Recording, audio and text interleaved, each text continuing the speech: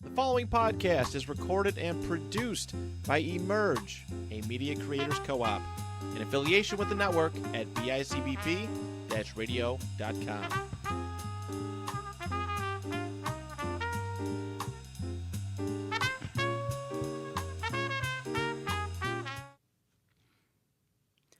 Welcome to the Local Spin, where we go inside the minds of Western New York's most creative visionaries.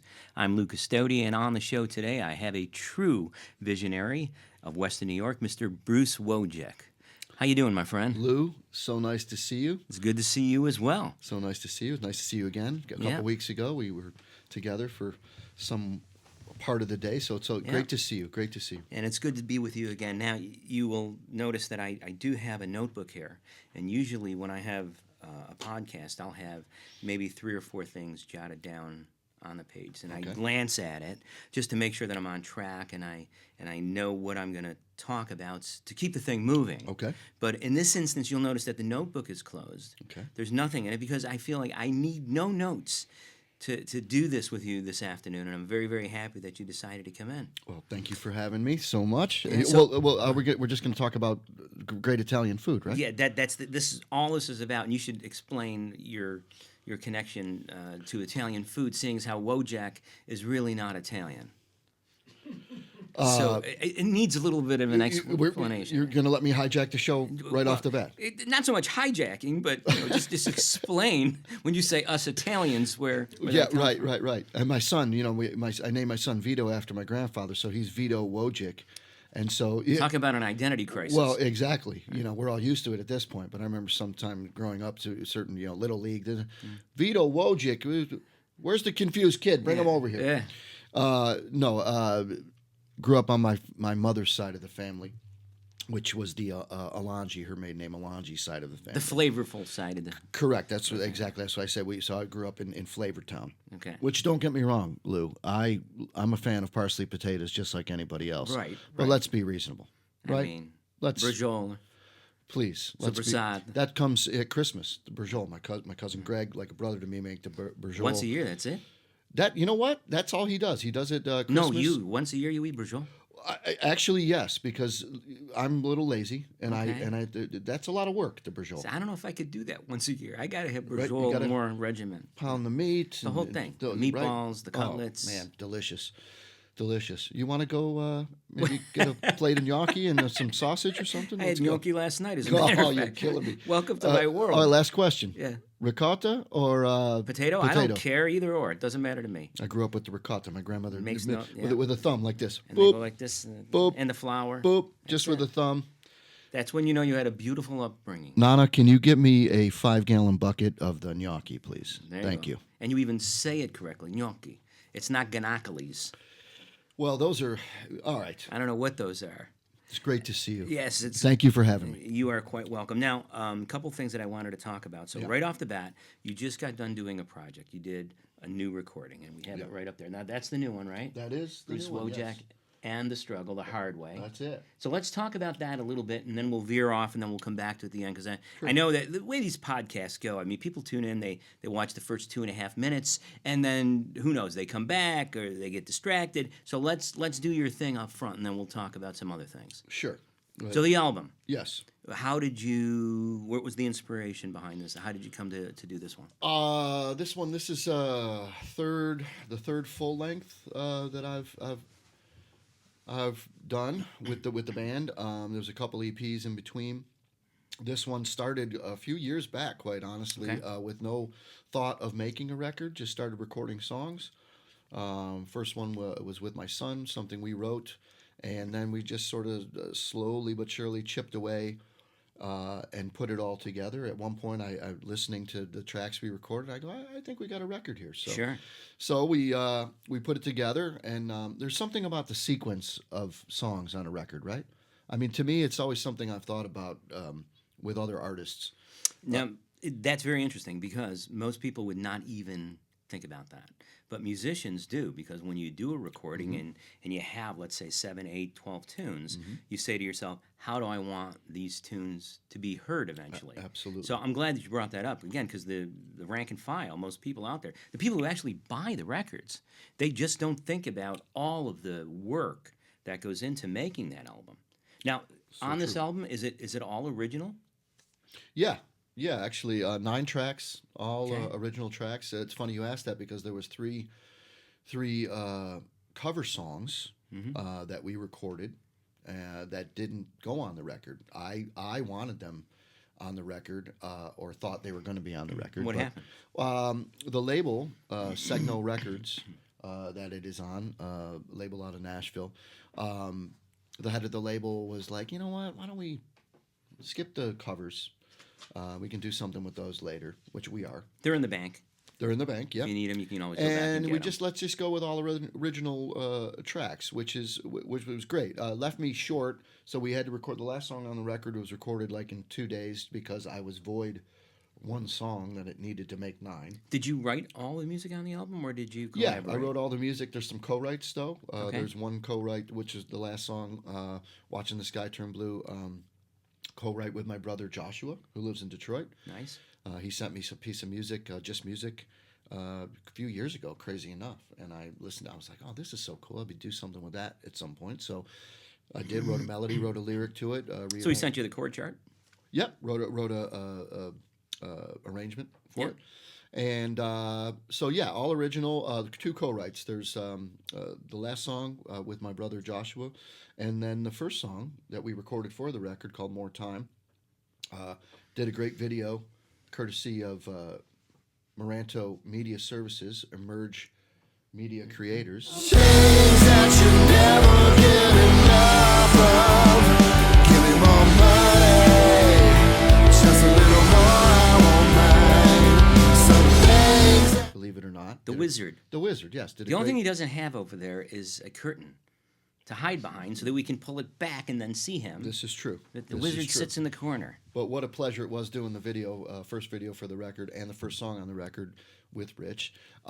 More Time, and that was co-written, but with my son Vito, who we just sort of Yes. mentioned there. But all the others, again, written by me, but the 2 co-writes. So yes, Right. all original Okay. compositions. And the guys in the band, we might as well give them their due.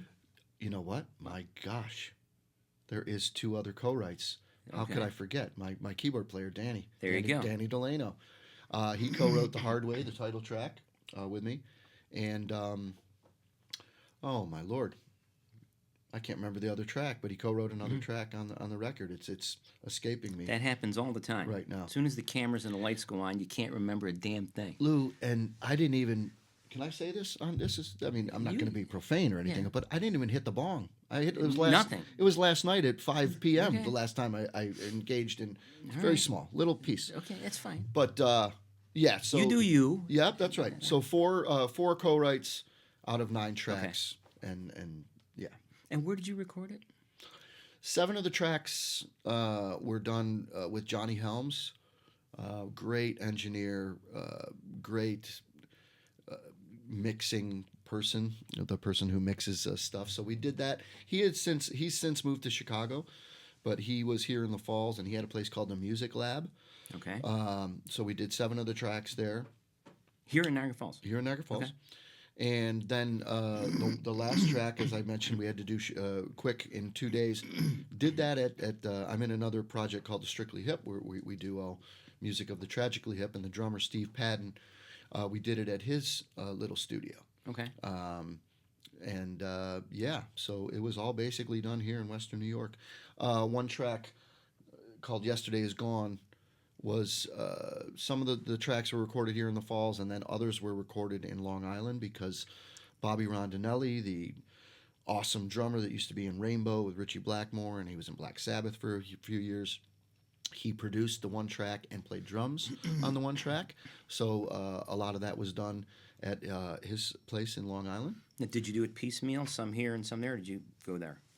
I didn't go there. Okay. Didn't get a chance. Wanted to go there, and then it came down to the last minute. I was like, okay, Bobby, we've got to get this done. So we That's both the beauty and the curse of the way music is today. It It's sure nice to be is. able to do that. It sure is. But there is something to be said for everybody getting together in the studio and putting Without something a down. doubt, and I still love that because that's the way that Sure. I know that you and me. But so yeah, all recorded basically here, except for that one little bit in Long Island, and yeah, What are you going to do for distribution with the album? You said you were working with a label. yeah, They're it's going to help you do that? yeah. The distribution is through Segno Records. And I love the fact that you have vinyl. You probably have it on all media, right? Yeah, we didn't do any. I think we're going to do a run of CDs in the future. But Does anybody have a CD player anymore? Well, I still do, Rich. I still do. I have, like, my God, I unloaded a bunch of CDs, but my Lord, I probably have, like, literally 2,500 CDs left in my house. I believe it. Is crazy, but it is nuts with the way media is today. But we did vinyl, and then, of course, all the digital platforms. Sure. Right now, I think we're going to do a short run of CDs in the future. Well, what killed the CD market was when they took them out of cars. That's what happened. There's no question. And then people just started streaming, and now No question. they just don't want to be bothered with going and getting a CD, putting it into the player, Yeah. and hitting play. Yeah, and so what's funny is that I just got, and this is the truth, did not want to get a cell phone. I literally just got a cell phone. I can't get your cell number. I have to call your home number. A year. It's for the best, Lou. Is it? And go to a tape. Yeah. You've reached Bruce. Well, what's Please great, leave. you know what's great, Lou, is that machine that you've called before is actually, there's no tape. It's a digital one. Oh, it's digital now. Crazy enough, yeah. which is great. But I just got this cell, and you know what? You know why I didn't want to get a cell, Lou? Because you don't want to be bothered. Well, it's just more. why. It's more work. It's another thing of No, work. it's you're tethered to society when Well, you have a phone. you know, You could never get away. I got into rock and roll because of a few things, right? I didn't want to get up in the morning. And I didn't want to get up in the morning, and I really didn't want to do. Then you know, played the cool instrument, the guitar, so you got the girls. hard labor. Well, that's I mean, that just- that's a very subjective. That's what happens. I appreciate you saying that, but so just got the cell, but the CD thing. This is great. I don't know how many years ago it was when they took them out of cars, but I lease cars for me and my wife every 3 years or something. So I don't know how many years ago it was. I went there to get another car, and I get in the car, and they're always like, "You want to drive it in color?" I go, "Listen, I don't care what, just that model. I don't care what the color is. Just don't give me white." And I don't care. Get in the car. It's like, "Hey, there's no CD player. Oh, they don't come with a CD player anymore." No. I go, "Well, that's." I go, "Is there something you can? Well, we can put something in for you." I'm like, "Well." I You're was. going back to the old days with the thing underneath the dash. I can't tell you how distraught I was on that I particular know. day, Lou. I know. It, You know? it actually destroyed that entire market, Without and there a doubt. was a market for it at one point. Without a doubt. So yeah. So yes. Well, I'm very happy to see that you've got another project, and it's going to go real well. I Thank you. dig that. I really like that cover. Thank you. Reminds me of Frampton Comes Alive. Oh, hey, A little bit. I love it. I'll take that. Except his was comparison. a different color, and he was better looking than you. Well, that's no doubt about that. Did you ever see You're listening to The Local Spin with Lou Custodi. no, Guest, Bruce Wojick. We're going to take a break, pay some bills, and be right back. Don't go away. Make Wellness products are formulated and designed to work in harmony with your body to boost energy, enhance focus, optimize metabolism, and support muscle recovery. Whether you're looking to sharpen your mind, fuel your workouts, or achieve lasting wellness, Make Wellness supplements provide targeted solutions backed by science and clean ingredients. Welcome back to The Local Spin, where we go inside the minds of Western New York's most creative visionaries.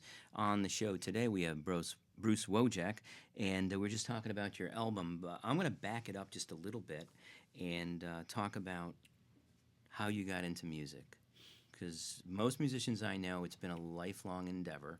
And you told me recently of a really, really nice story about you wanting to play the guitar left-handed. So let's go back to the very, very early days of when you started. Yeah, you're good, Lou. You're good.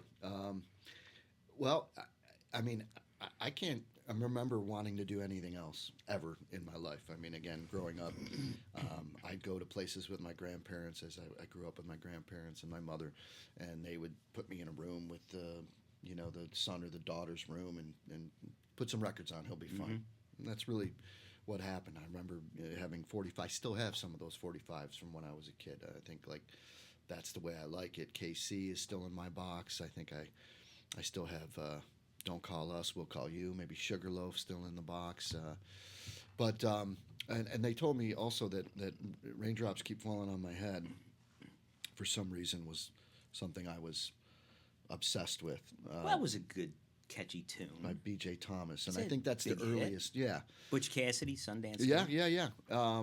And so then from there, it like Elton John. I just remember Elton John was probably my first thing. Somebody got me, maybe my cousin Frank, who was a big influence in terms of music, big Elton John fan, got me like greatest hits. Sure. And that was amazing for me, especially when it rocked out a little bit, like Saturday Night's All Right for Fighting.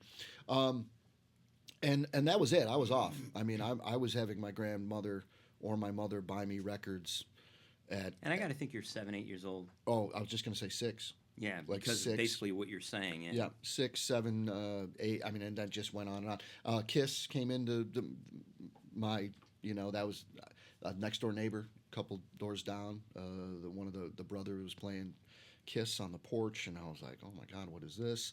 So I really got into that. Was a huge Ace Frehley fan. Ace Frehley just passed away, crazy enough. But that was it. I mean, the first show I ever went to, there's a song on the record called Louder Than Concord, which is about the first show I ever went to, which was Elton John. My mom brought me and my cousin Frank, who I just mentioned. And that was, I was 8 years old at Rich Stadium, which is now Highmark Stadium. Elton John, Boss Skaggs, who you just went to go see a few Just went weeks to ago. see him in Rochester. And John Miles. So that was August 7th, 1976. And it was life-altering, So you life-changing. came home and said, I want a guitar. Oh, I probably said that before that, Luke, quite honestly. And I remember getting some little, nonsense acoustic thing, more of a toy. And then... Probably picked it up at the Century catalog. Remember Century? Yes, I do. Yes, Yeah, yes. You go there and they had the musical instrument Yep, section. the Century. Remember the green stamps as well? I do. Are we dating ourselves, Luke? Just slightly. We talked about albums. We talked about 45s. Now we're Yep. talking about green stamps. It's S&H green stamps. There's a Century out on the boulevard. Whoever's looking at that said, these guys are old, man. Oh man, it's excellent though, because those were the days, actually, right? People don't. I mean, the kids today. I can't believe that's another that subject. makes me old, right? Just by saying the kids today. But that was it. I mean, I never Who'd you take lessons from first? Which there's your story there. I So got to get to this because my- I just love this. My mom brings me to D'Amico Music. Uh-huh. And it was D'Amico at that point. oh, It yeah. wasn't Vince Brundo. No, Because Jerry took it over was from D'Amico, Vince. yeah. And so, and he was still on Pine, right off of 19th there. Right. And so she brings me there for a lesson. I don't know who, right, is teaching me. I walk into a room, and there's new Niagara Falls Music Hall of Fame inductee Randy Andropoulos. There you go. And I sit down, and Randy looks at me. Good-looking guy. He was a good-looking guy, right? Still Right. is. Absolutely, without a doubt. Still is, right? Dark hair, mustache, like, classic 70s jive. I think he was born with that mustache. I've never seen him without the mustache. No, I never have. And two guys with facial hair. But, It's- but I digress. Anyway, get back to this. No. So he sits me down, and yes, I'm left-handed, so everything is left-handed for me, naturally, except batting was right for some reason. Golf was right, but everything else, throwing, eating, writing was all left-handed. So air guitar before that first lesson was left-handed. I mean, I do it now. I feel so weird doing it, but so I sit down with a guitar, and he says, "No, turn it up, turn it around." And I told you a couple of weeks ago, I was so glad that he did that. I don't know. I just feel that as the years went by, it was more like all the guys that I loved, right? There was no lefties that I loved. Hendrix was great, but I mean, by no means. But I didn't really get into Hendrix till later. So maybe if it was like earlier in my life, I'm like Ace Frehley, and Ace Frehley plays guitar right-handed. Oh, I'm gonna play guitar right-handed. And but I 2 weeks with Randy.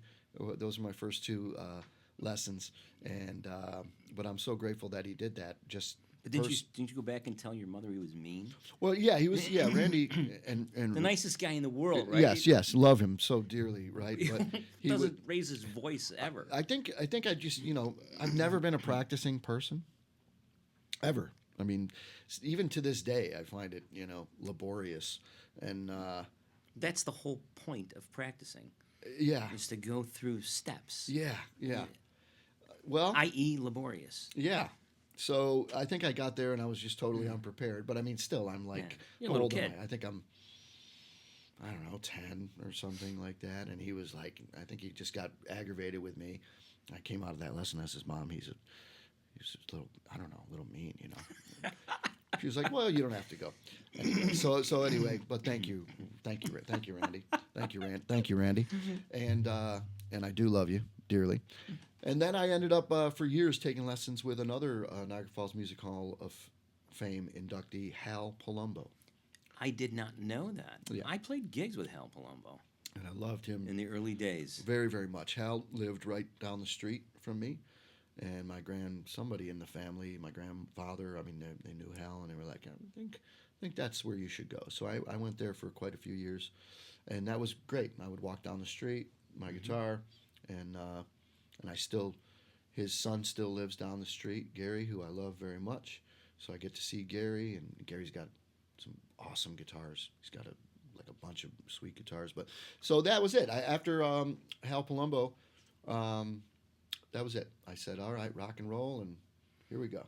All right, so no more formal education from that point on. No, that was it. So it was the school of hard knocks, so to speak. Yeah, absolutely. Then it was like getting together with buddies and knocking it out, right? Trying to figure it out. And then I ended up like most of the guys I was in a band with in those early days. There was one, Russ Veshy. We started taking lessons like a week apart from Hal Palumbo. Okay. Russ used to play.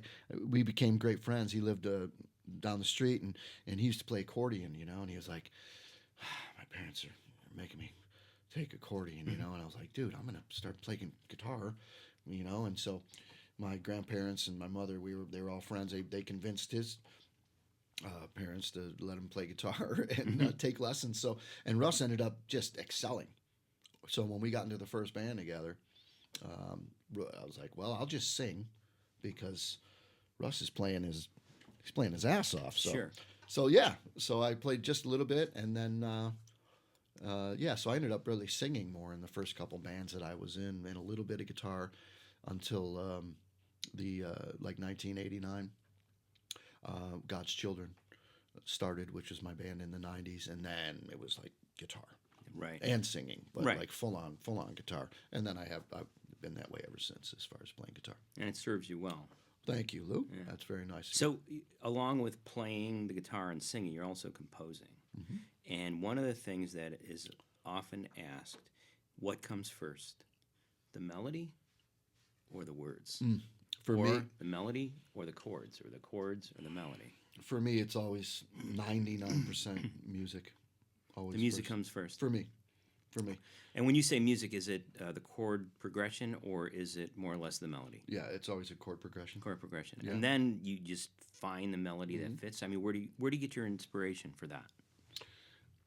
I think, like most songwriters, I think most of it just comes from what you've heard in some way, shape, or form in the past. Words are different.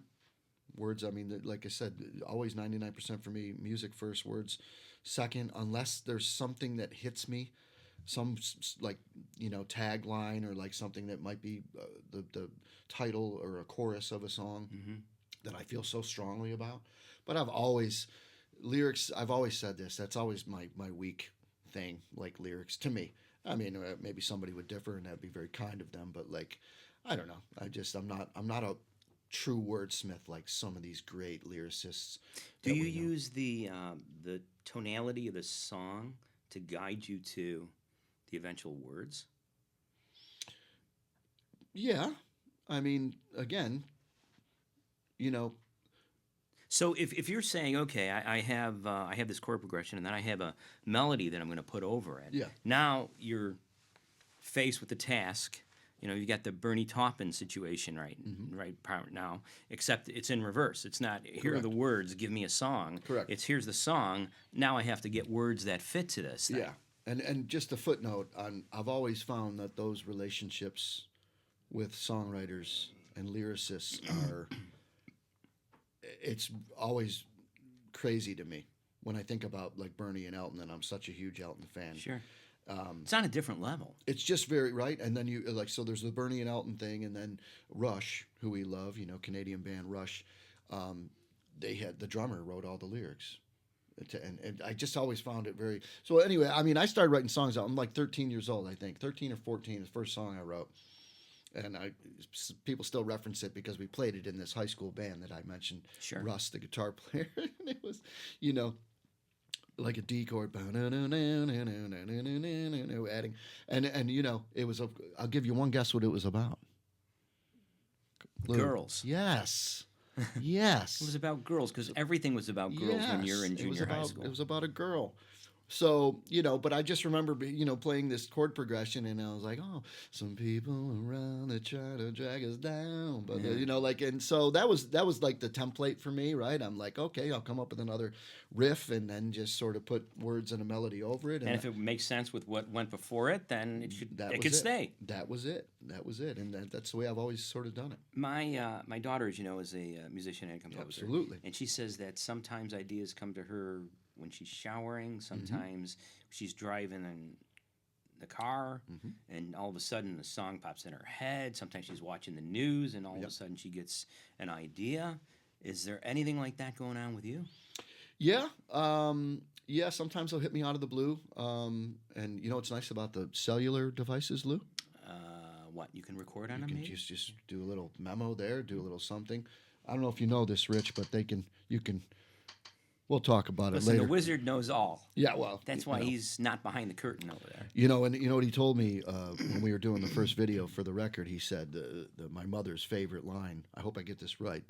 In The Wizard of Oz, as he is the wizard, he said, "A heart is not judged by who. What is how it? much it loves, But who? But how?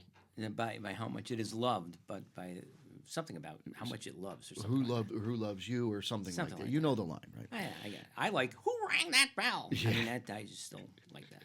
But song ideas, yeah, they'll pop into my head at different times, crazy times. Or again, the always music for me first, right? Like I said, but once in a blue moon, it'll be this couple words that I'm like, oh, that's great. I gotta have a song called that. Sure. You know, and then I'll dig back in ideas. I mean, as songwriters, we all have tons of ideas shelved on, you know, I still have ideas on cassette 4-track tape, crazy enough, right? My old Fostex from 1987 or whatever I got. Revisit those someday. Oh, I believe me, I do. I mean, there's a couple on the record that actually were older ideas that brought back, and It's amazing how that works. yeah. It really is. Yeah. All right, I'll tell you what we're going to do. We're going to pay some more bills. We'll take one more break. And great. when we come back, we'll talk about your involvement with the Niagara Falls Music Hall of Fame. Sounds great. Make Wellness products are formulated and designed to work in harmony with your body to boost energy, enhance focus, optimize metabolism, and support muscle recovery. Whether you're looking to sharpen your mind, fuel your workouts, or achieve lasting wellness, Make Wellness supplements provide targeted solutions backed by science and clean ingredients. Welcome back to the Local Spin. On the break, we were having a lot of fun talking with Bruce Wojick here about his upbringing and his inspiration and his process by which he writes music and lyrics and everything. And now we're going to get into another subject that's near and dear to his heart, as in mine, and that is his involvement with the Niagara Falls Music Hall of Fame. And you're currently serving as the president of that organization. This is true. I'm not sure what happened there, Lou, but there was a serious lack of judgment in that. So and Lou, you were the vice president for many years, right? Well, how many years? I was one of the chartered members of that board. That's so right. we started that thing off, and I served as vice president for almost 3 years. That's right. And it was something that we really felt needed to be done here in Niagara Falls. A lot of the Niagara County musicians, let's say, weren't getting the recognition that we thought that they deserved from some of the other organizations here in Western Work. So we said, you know what, we really think that there could be room enough for another Hall of Fame. And the reason for that, it started off with, it was multifaceted when it started, okay? And what I mean by that is Niagara Falls, New York had one of the strongest chapters of the American Federation of Musicians local chapters. It was a big, big chapter. And there were a lot of musicians that paved the way for guys like you and myself to get out and play. Now, the music scene has changed drastically over the years, and there aren't as many opportunities. But back in the day, in the 40s and 50s through the 60s, this was a very, very vibrant music community. So there was that aspect of it, and then you had the different, let's say, styles of music being played in the area. The guys who played like you do, rock and roll, the blues players, there were jazz players, there were country players, and all that kind of like came together in a way in which we wanted to really make sure that everybody was represented. So that being said, we are into, I think we did the inaugural class, if I remember correctly, 2016. So we are 9 years into the existence of the Niagara Falls Music Hall of Fame. And I think to this day it's a wonderful, wonderful endeavor. Yeah, no, I couldn't agree more. Again, just first of all, just astonishing how many the talents that have come from Niagara Falls and Niagara County. Sure. Yeah, I'm very proud to be a part of it, as you were. It's just something that you want to make sure that it's people that the talent is recognized. You also want to make sure that it's preserved. You want to make sure it's promoted for generations to come. So it's really important to me what we do. Just got done doing the induction ceremony at the Bears. Yeah, we just So one of the things, and then I'll come back to, I didn't mean to please. step over your thought there, but one of the things that people come up to me and mention when I talk about the Niagara Falls Music Hall of Fame is that they say, well, where is it? Where do I go? I mean, how do I go and see the Hall of Fame? So that was a big thing at the beginning. I know that in talking with you and other people on the board that we're still kind of struggling to find a place to call home. Yeah. Can we talk about where that's going? Is it premature at this point? Yeah, a little premature at this point. We do hope. Well, let me just backtrack a little bit. Yeah, we definitely have been for years now trying to find the right space to house some memorabilia, some all things that have to do with the inductees from the Niagara Falls Music Hall of Fame, and it hasn't been an easy task. Well, real estate is not inexpensive. Yeah, You need a place to go, Yeah. a brick and mortar place. Absolutely. I know that we do have a website, and I know that there's a presence there. Yeah.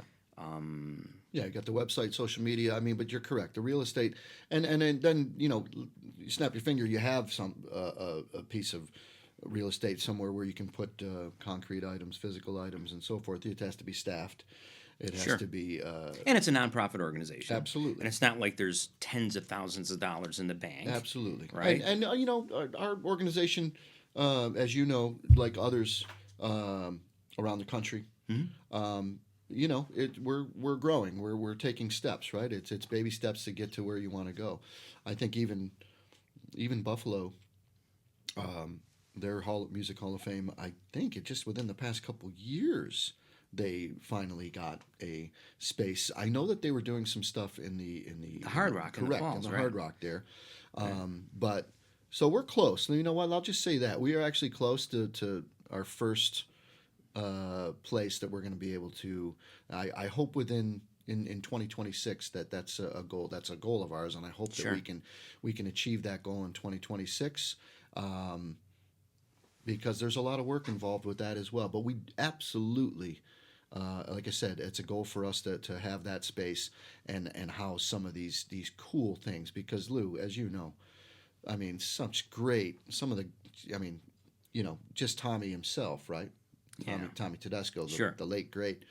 You know, I mean, all the songs and the artists that he's played with, and again, so many other. I mean, At one time, he was the most recorded Absolutely. guitarist on the planet in Absolutely. history. Absolutely. And I had the honor of inducting him at Yeah. that induction ceremony. So that was a great. And not to veer off with Tommy, but you know, I grew up with Tommy in the family because Tommy was married to who I called Carmy. Correct, Aunt Carm. I called her Aunt Carm, and so Carm. My uncle, my brother, my mother's brother, Tommy and him were like this, and again, my uncle lived in Los Angeles, and so they were together just a lot. I would go on vacation to Los Angeles with my family, and we'd go to Tommy's. And I remember once, I think I was like maybe 15, maybe 16. There was one time, you and Tommy are going to go play in a room. I'm like, oh, that's not a good idea. No, I don't think I should do that. That's not good. But And he I- wasn't the type of guy to make you feel bad about it. No, played he with was a- great, man. You know, Tommy was great too because I mean, just you know, you want to know what Tommy had on that day? He had boxers on and maybe a T-shirt. No T-shirt. No T-shirt, just the boxers. Yeah. So And he wasn't a svelte man either. I mean, and you know, Tommy, all he wanted to do was go to the Como and have a bite, right? But anyway, And he did. Yeah, and he did. But so it was a joy and having Tommy in the family, just being a guy in music and guitar playing. And I remember I have to say this because I got a subscription to Guitar Player magazine in probably 1981, maybe 82, and they had a book. It was called The Power of One that you could order. It was in the back pages. And it was a table like this, and there was all these guitar players sitting around the table. And I guess this book was, you know, everybody sort of giving you whatever advice or kind of thing like that. But it was Tommy, it was Larry Carlton, it was Joe Pass, all the guys. But one of those guys was Eddie Van Halen, and I was Really? like, There you go. I got to get this book. I was just this huge Van Halen fan. I was like, that's all that was in my head. I was like, Tommy, you're hanging out with freaking Eddie Van Halen. This is amazing. Anyway. He had a career where he hung out with everybody. Oh, he was man. just Yeah. in the. I mean, he was in the right spot at the right time. No doubt. Yeah. No doubt. And getting back to the hall Yeah, itself, I'm I sorry. remember. No, it's okay. I remember that when we were writing the prerequisites in terms of what the requirements were. Yeah. So, and I think that's something that probably should be. Maybe a little bit more visible so people understand, right? Yeah. So one of the things that and correct me if I'm wrong here, but this is what I'm going by total memory. Yeah. One was you either had to be from Niagara Falls or Niagara County. the immediate, Niagara County area, right? That's correct. The other thing was that you had to add substantial contribution in music to Yes. the area. And the other thing was if you were still here, active and doing things of that nature. Now, when we put it together, it sounded a heck of a lot better than what I just said, but that's the major crux of it, correct? Yeah. Yeah. Absolutely. And it's, again, if you look at other Hall of Fames organizations around the country, I mean, again, everybody is. I don't want to call it a dilemma. It's not a dilemma, but I mean, you have so many different levels of What constitutes correct. being correct. I was trying admitted, to think right? of the right verbiage to use. I mean, again, you got guys like Tommy in our organization, Tommy Tedesco, who we Sure. just talked about, is like, oh, well, that's so easy to go, okay, this guy's a Hall of Famer. But then you've got people that, again, are amazing educators that have done such amazing work with Sure. kids throughout and the frame years. the next generation. Correct. I mean, just there's a lot that is looked at when we're trying to figure out, which is a really difficult task. And I was surprised, and I didn't really understand it until I was involved in it. Yeah. Right? How many chapters there are across the country that say this blankety blank Music Hall of Fame. They're all over the country. Yeah, yeah. So people think of the Rock and Roll Hall of Fame, which is the big one in Cleveland, but just about every town honors its local musicians. Absolutely. So Yes. why is the concept of a Music Hall of Fame at the local level important to you? I.e., why is the Niagara Falls Music Hall of Fame important? Well, I think I referenced a little bit of that a few moments ago. Like I said, you want to preserve these legacies of these people. You want to make people aware that maybe not are aware of some of the amazing talents that have been in your town, Sure. your county, and again, to promote that as well, to try and enlighten people of some the things in the past, things in the present, and again, I know that we're going to have some amazing talent coming up in the next decade.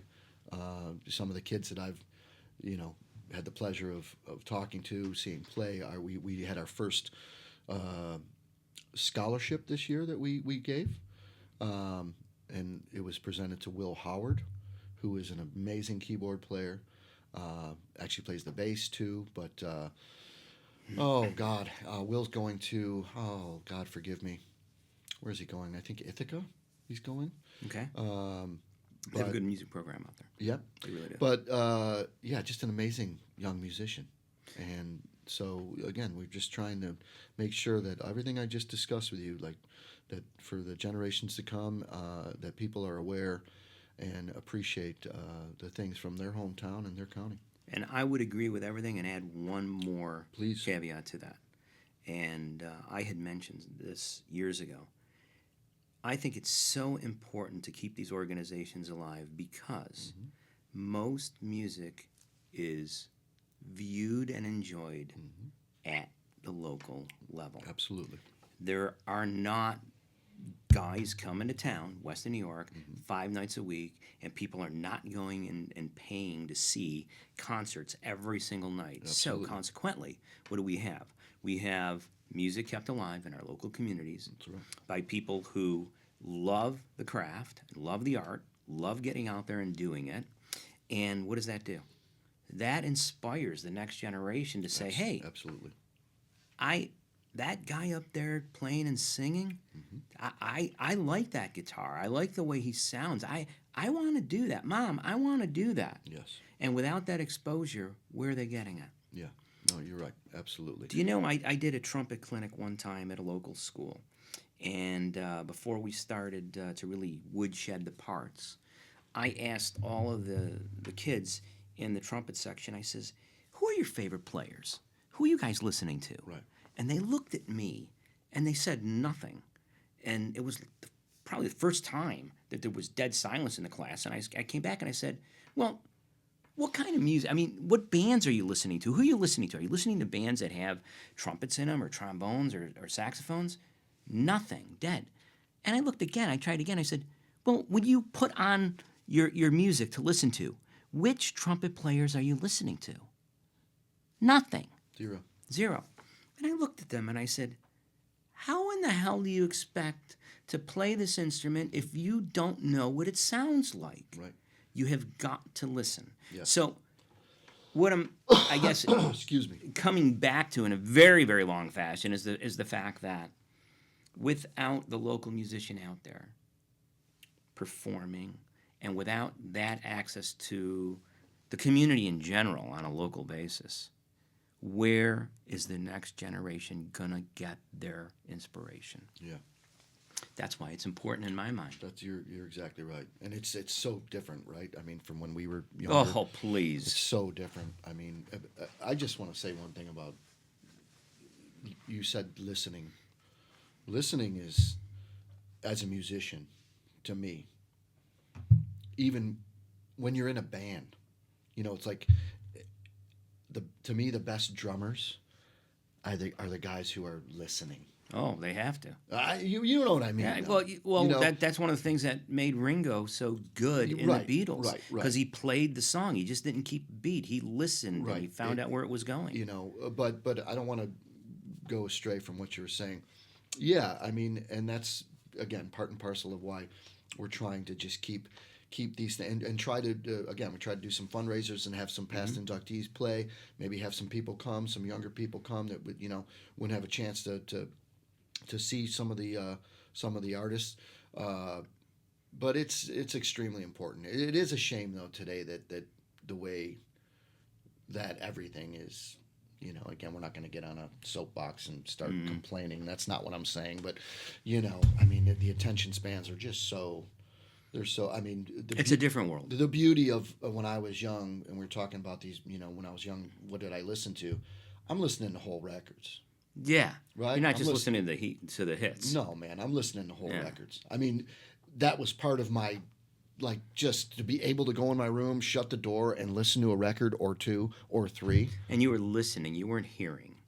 There's a big intently. difference. Yeah. So, but you do with young people, you will still find they're to me it's fewer nowadays just because of the way that everything is viewed and listened to, and the attention spans. But you still will find the 1 out of 20, 30. That's what I was going to say. 1 out of 20. That's like into it the way that we were. And you don't listen. You don't have to be that way to become a great musician. No. I guess, right? There's no rule book in it. But back to square one as far as the Niagara Falls Music Hall of Fame. I mean, again, just trying to make sure that we keep everything together and preserve it for everybody and try to promote the new young talent as well. Like I said, first year for the scholarship, we were extremely happy that we achieved that this year. Something we've been wanting to do for the last couple, and we did achieve that. So now it'll be an annual thing, the scholarship, and Well, you're doing a great job. Wow. I think that it's not an easy lift. There's a lot of work there. Yeah. A lot of what you do goes unseen, and a lot of people don't know of it. But how do we find the Music Hall of Fame? Website? yeah, it's Niagara Falls. Hey, why would I know the website? Niagara Falls. Why would I know the website, Lou? You're only the president. Yeah, I mean, these are things that Niagara Falls Music Hall of Fame.org. There you go. Yes. Okay. I was the president of the Niagara Falls Music Hall of Fame. Well, I said you were was the president. I didn't say you were the spokesman. That's true. I was at the event last. You didn't do a thing. couple While weeks you were in ago. you did a lot. See that? There you go. So that I just proved I didn't do a thing on stage. on stage. Yes. Yeah. No, I have great pleasure in the last I don't know how many years stage managing that whole thing and Well, making you know sure what? that- You did a great job with that, and I will say, in all the different events that I've been part of over the years, that stage was very well run. Thank you. It was run. Everybody behind stage knew exactly where they were going to go. There was no wasted effort, no wasted time. Nobody screwing around backstage. You get a lot of that a lot of times, yeah. No, and that's- everybody knew exactly what mark they had to hit. Thank you. I tell you, we I take a lot of pride in making sure that event it's a big night. And Well, I as wanted one to- of the performers that was fortunate enough to play, I could say, you said do this and do that, and we went, and it was perfect. Great. Everything was right where Awesome. we needed it. Yes. So we love that. And just a footnote, newly inducted Niagara Falls Music Hall of Fame. Somebody you know well, Yes. your daughter, Oh, Christina. What a joy to have her Oh. in this year's class, and what an awesome performance that she had with her well, band. thank you. Those were her original tunes that she did. They were Oh all- yeah, all No, original I stuff. knew that. And that's what. As far as younger people go, and I know Christina is around young people all the time, being an educator. And she's Sure. been, how long has she been an educator now, Liv? 17 years. 17 years, right? And you know that some of those kids are listening to her original stuff, and I hope that they get that fire inside of like I say, songwriting composing is to me that's everything, right? When I was a kid, I didn't think there was an option. I was like, you can't just go and play other people's tunes, right? That's not what. I'm not listening to that. I'm listening to people writing songs. So I started doing it at a young age. That's one thing that that I always tell young people, I'm like, man, write songs. You know, I don't care how you, like, again, everybody, even Bob Dylan will tell you, man, he's got, you know, crap. You're writing all the time, write as much as you That's can. right. You got crap, and then you got, you know, stuff that. Well, what Christina always says is, if Billy Joel didn't write his own music, we wouldn't have Billy Joel. That's exactly. If Carole King didn't write her own music, we That's wouldn't exactly have Carole. And you just one after the other after the other. That's exactly. It's good to be able to play other people's music, and there's nothing wrong with that. It's also, that's one of the nice things I like about performing at the local level, is there's room for both. That's exactly. You can strictly do one, strictly do the other, do a combination of both, and that's what makes it so fulfilling. That's right. And but you know what? The point is that you can do whatever you want to do. Yeah. Whatever you want to do, you know. And if you, you know, when we were my first band in the '90s, actually every band I was in, it was always original stuff. We would dabble with a couple covers, but then, I mean, you know, in like 1990, that band I was in, the God's Children thing, I was like, all right, we're getting rid of these 6 cover songs we're doing. That's it. We're doing our stuff. Once you start doing that, I think it just fuels you. That's Take it the or next leave it. progression, I think. Take it or leave it. And we were just doing clubs around here, right? Yeah. It wasn't like we were going to special venues or we were just doing clubs. And guess what? Everybody started coming to like, right? And that's, once you get that little, you know, then you're on your way. Yeah. You know. Well, listen, this has been a pleasure. It really has been. Bruce Wojick. For me as well. Bruce Wojick and The Struggle. The Hard Way is out right now. Go and get that LP. Yeah. It's on vinyl. President of the Niagara Falls Music Hall of Fame. Thanks so I much. really enjoyed the conversation today. And in leaving, is there anything that you want to just leave us with? Just blessed to be part of this great city that we live in. Blessed to have the family that I have, my beautiful wife, my son, and blessed to be around amazing people like yourself, Lou. You too, Rich. You're my man. And blessed to be able to do what I've done in my life. Seriously, I can't say it enough. Just absolutely blessed. I mean it. All right, my That's friend, it. you're a good man. That's it. You really are. It was a pleasure. Appreciate you. I will very catch you much. the next time on The Local Spin. Make Wellness products are formulated and designed to work in harmony with your body to boost energy, enhance focus, optimize metabolism, and support muscle recovery. Whether you're looking to sharpen your mind, fuel your workouts, or achieve lasting wellness, Make Wellness supplements provide targeted solutions backed by science and clean ingredients.